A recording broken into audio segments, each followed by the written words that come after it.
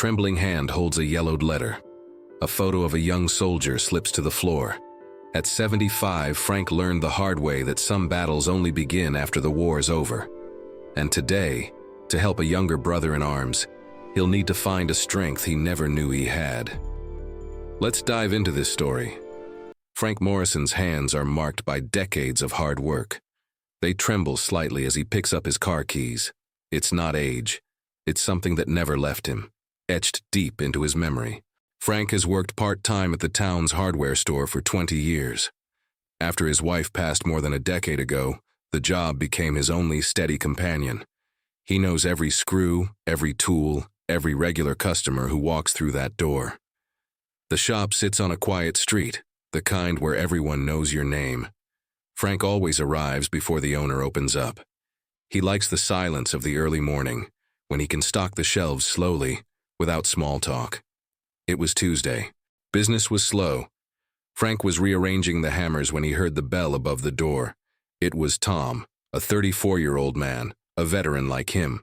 Tom served in Herat, Afghanistan. Frank had faced combat in Saigon, Vietnam. Tom had been coming to the store for 2 years. He always greeted Frank with a respectful nod. They never talked much, but there was a silent understanding between them, a language only those who've been through hell could recognize. Frank watched as Tom picked out some nails. The younger man seemed restless today. His hands shook slightly as he reached for a hammer. Frank saw the signs. He knew them too well. Tom walked up to the counter to pay. Frank rang up the items on the old register, the kind that clattered like it might fall apart with every key pressed. Then Tom spoke, barely above a whisper. "Frank, I've been meaning to ask you something. Mind if I do?" "Sure, Tom. Go ahead. Do you ever have nightmares about the past? The kind that just won't go away?" Frank's fingers froze above the keys. The question hung in the air like smoke. He looked at Tom, and in his eyes he saw something familiar. A pain he knew intimately. Frank could have answered with the truth. He could have talked about the sleepless nights, the sound of helicopters that still buzzed in his ears, the screams that never stopped echoing, the faces he could never forget. But Frank didn't say any of that. "Everyone has nightmares, Tom," Frank says, returning to the register. "They pass, it's just a matter of time." Tom watches him for a moment, waiting for more. A word of understanding, a nod. Anything that might show Frank truly gets what he's going through. But Frank avoids Tom's gaze. He finishes ringing up the purchase and holds out his hand. "That'll be $17. Tom pays in silence. He takes the bag with the nails and hammer. At the door, he pauses and glances back. "Thanks for the advice," he says, but his voice carries a sadness Frank chooses not to see.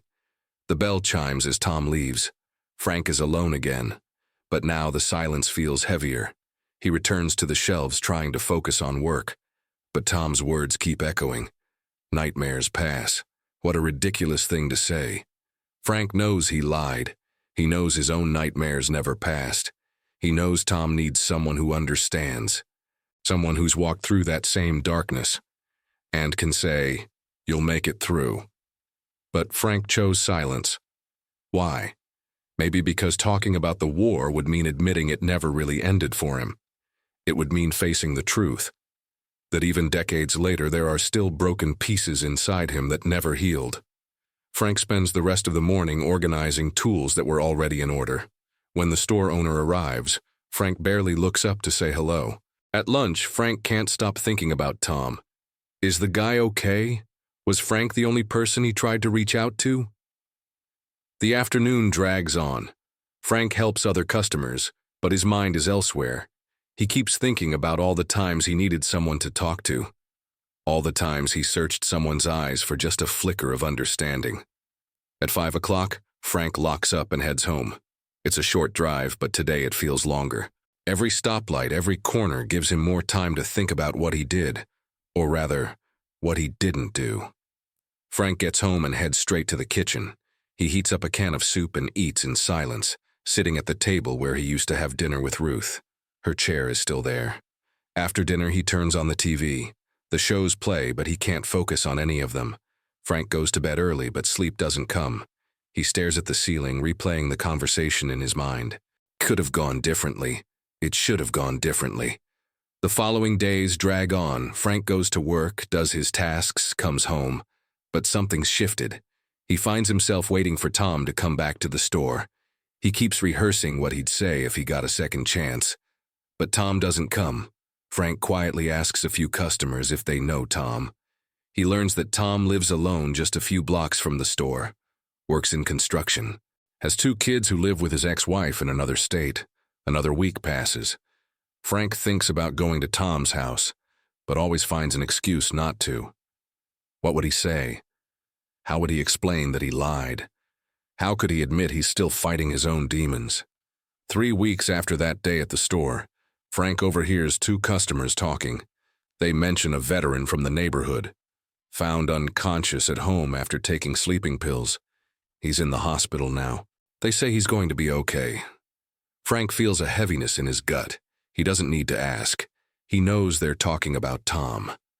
The following Saturday, Frank is at home, sorting through Ruth's things, the ones he still hasn't had the courage to give away. He finds a box tucked in the back of the closet. Inside it, a photo of his younger self, and letters Ruth had written to him during his final assignments in the army, years after he returned from Vietnam. Letters she never sent. Frank sits on the bed and reads them for the first time. In one of them, Ruth writes, "I know you're hurting, even if you don't talk about it. When you come back, I want you to know you don't have to carry it all alone. I'll be here to help you hold the weight." Frank stops reading. His hands tremble as he holds the yellowed paper. Ruth had always known. She had always seen through his silence, through the masks, through the well-meaning lies. He remembers the first nightmare he had after returning from the war. Ruth gently woke him up, brought him a glass of water, sat beside him until he calmed down. She never asked questions. She just stayed. For 40 years of marriage, Ruth was his anchor.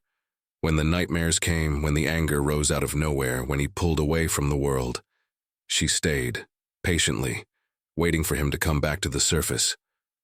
Frank never thanked her for that, never told her how many times her quiet presence saved him. Now, reading her words, he realizes Ruth was offering exactly what Tom needs, someone willing to help carry the weight, someone who understands that some battles don't end when the war is over.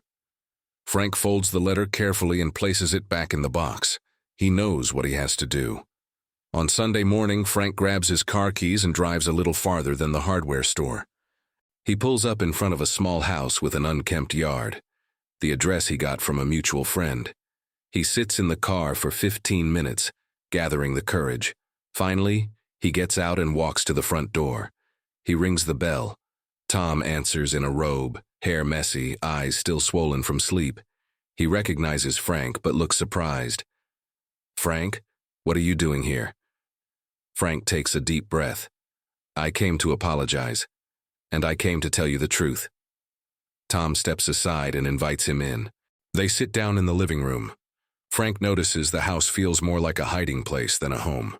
"Tom," Frank begins, "when you asked me about nightmares, I lied. Sometimes they don't go away. At least mine never did." Tom watches him in silence. Frank continues, explaining what he saw, what he went through, and the cost it had on his life. The words come slowly, as if each one takes real effort to say. "You asked me about the nightmares because you needed to know you weren't alone. And I left you alone. I lied because it's easier to pretend the wounds are healed than to admit they still bleed." Tom leans forward. "So why are you telling me this now?" "Because I heard you ended up in the hospital. Because I realized my silence could have cost you your life." Tom lowers his head. "I couldn't take it anymore. Some guys I served with seem to have moved on. They're doing fine, but I'm not. I thought maybe it'd be better to just stop fighting." Frank stands and walks to the window. "Tom, I'm not going to pretend I have easy answers because I don't. But I can tell you one thing. You don't have to fight this alone." He turns to face Tom. "For 40 years, my wife carried the weight with me. She never fully understood what I went through, but she was there when I needed her. After she died, I went back to carrying it all alone, and I nearly broke again." Tom looks up. So what are you saying? I got help. I found professionals who guided me through it. I also kept working to stay focused, to stay grounded. I'm not saying I never feel anxious or don't have nightmares anymore, but I'm better. And I know for a fact, sharing what we carry helps us face it. If you want, I can help you with that. Frank reaches out his hand. Tom hesitates for a moment, then grips it firmly with quiet gratitude. I'd like that, Frank. I think it would help a lot. It's been tough facing everything alone after the divorce. In the weeks that follow, they meet regularly. Sometimes they talk for hours. Sometimes they just sit in silence, sharing the same space. Slowly, something shifts in both of them. It's not that the nightmares disappear, but now they know they're not alone in the dark. They know someone else understands. Frank realizes that helping Tom is also helping himself.